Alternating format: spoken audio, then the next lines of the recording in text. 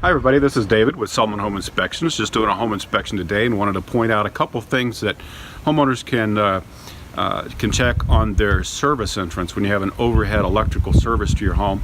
If you find these kinds of deficiencies, you need to call a licensed electrician or perhaps the local utility company. So let me show you a couple of these things. So one of the things we look for is at the masthead where the service entrance comes into the house is those drip loops, those loops in the electric conductor. Those should hang down underneath that masthead, not go up or over it.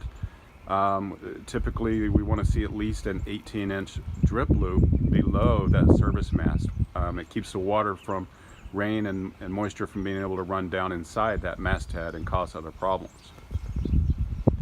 Following that service conductor out, we can also see that this service conductor is directly in contact with some tree limbs. Those can cause some problems with the service, and those tree limbs need to be trimmed back so that they're not in contact there.